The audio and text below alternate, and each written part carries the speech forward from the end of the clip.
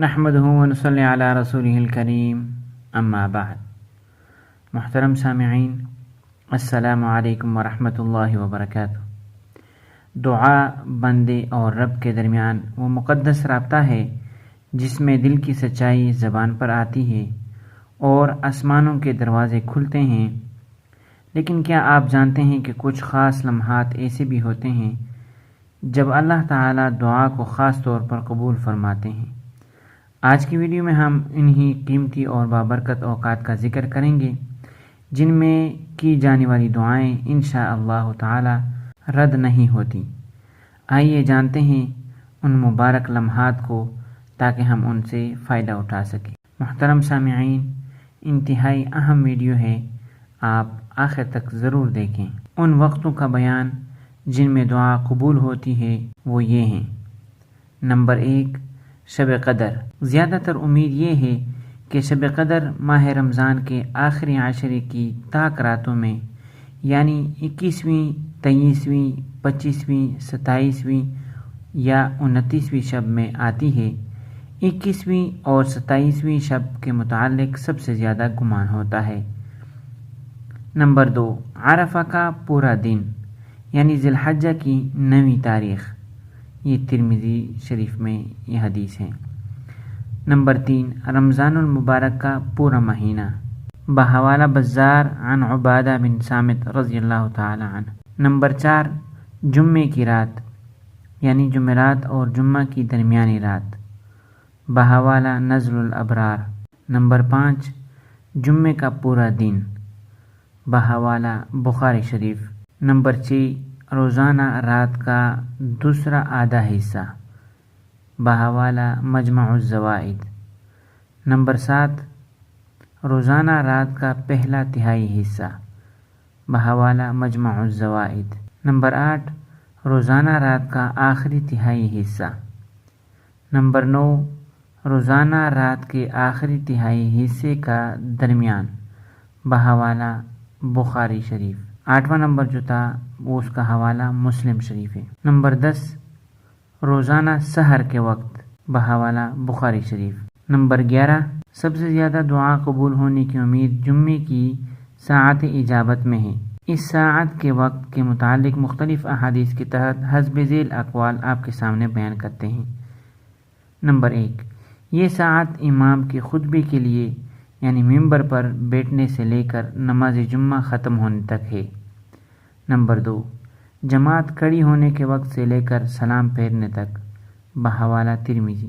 Number 3، دعا کرنے والا جب کھڑا ہو، جمعے کی نماز پڑھ رہا ہو، وہ وقت ہے، بحوالہ ابن ماجہ۔ نمبر 4، بعض علماء کہتے ہیں یعنی جمعے کے دن عصر کی نماز کے بعد سے سورج غروب ہونے تک ہے۔ نمبر 5، بعض علماء کہتے ہیں جمعے کے دن کی آخری ساعت ہے، بحوالہ ابو داود۔ نمبر 6، بعض علماء کہتے ہیں جمعے کے دن صبح صادق نکلنے سے سورج طلوع ہونے تک ہے۔ نمبر 7، بعض علماء کہتے ہیں جمعے کے دن سورج طلوع ہونے کے بعد ہے۔ نمبر 8، مشہور صحابی ابو ذر غفاری رضی اللہ تعالی عنہ کا مذہب یہ ہے کہ ساعت اجابت جمعے کے دن دوپہر کو سورج ڈھلنے کے ذرا دیر بعد سے 1 ہاتھ کے بقدر سورج ڈھلنے تک ہے۔ نمبر 9، حسن الحسین کے مصنف امام جزری رحمہ اللہ فرماتے ہیں، میرا تو عقیدہ یہ ہے کہ ساعت اجابت امام کے جمعے کی نماز میں سورہ فاتحہ پڑھنے سے لے کر آمین کہنے تک کے درمیان ہے، تاکہ جو حدیث رسول اللہ صلی اللہ علیہ وسلم سے صحیح سند کے ساتھ وارد ہوئی ہیں وہ سب اس مذکورہ 12 صورت میں جمع ہو جائیں، جیسا کہ میں نے ایک دوسرے مقام پر اس کو واضح طور پر بیان کیا ہے۔ نمبر 10، امام نووی رحمہ اللہ کا کہنا ہے کہ اس ساعت کا صحیح بلکہ ایسا درست ترین وقت کہ اس کے علاوہ کسی قول کو اختیار کرنا ہی جائز نہیں، وہ ہے جو صحیح مسلم میں ہے۔ حضرت ابو موسیٰ اشعری رضی اللہ تعالی عنہ سے ثابت ہے کہ ساعت اجابت کا وقت امام خطبے کے لیے ممبر پر بیٹھنے سے لے کر نماز ختم ہونے تک ہے۔ یہی سب سے پہلا قول ہے۔ دعا کی قبولیت کے سب سے زیادہ یقینی وقت احادیث میں 2 بتلائے گئے ہیں، ایک لیلۃ القدر یعنی شب قدر، دوسری جمعے کی ساعت اجابت، دعا قبول ہونے کی ساعت۔ مگر نہ لیلۃ القدر کو متعین کیا گیا ہے اور نہ ساعت اجابت کو کہ جمعے کے دن وہ کون سی ساعت ہے۔ اس لیے علماء کے لیلۃ القدر کے متعلق بھی بہت سے اقوال ہیں اور جمعہ کی ساعت اجابت کے متعلق بھی بہت سے اقوال ہیں، جن میں سے چند اقوال مصنف نے بیان کیا ہے۔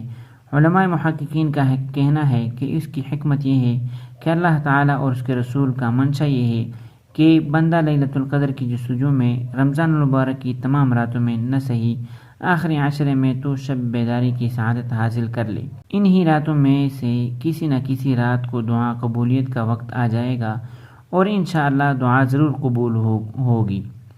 اسی طرح جمعے کے دن ساعت اجابت کی جستجو میں جمعہ کے تمام دن نہ صحیح زوال کے بعد سے غروب شمس تک تو عبادت میں مصروف رہے۔ اسی اثناء میں دوپہر سے شام تک دعا کی قبولیت کی ساعت بھی آ جائے گی اور انشاءاللہ اس کی دعا بارگاہ الہی میں ضرور قبول ہوگی۔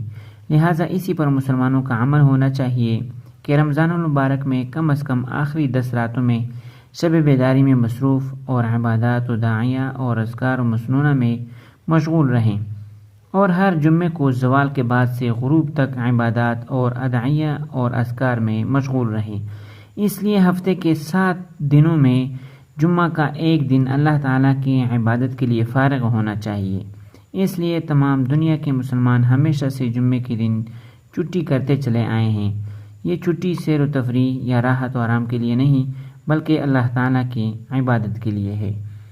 محترم سامعین، یہ آپ لوگوں کے سامنے ان وقتوں کا بیان ہوا جن میں دعا کی قبولیت کی سب سے زیادہ امیدیں ہیں۔ تو آپ کو جب بھی کوئی مسئلہ درپیش ہو تو ان اوقات میں آپ اپنے لیے دعائیں مانگیں اور مسلمانوں کے لیے بھی دعائیں مانگیں تاکہ آپ کی دعائیں قبول کی جائیں۔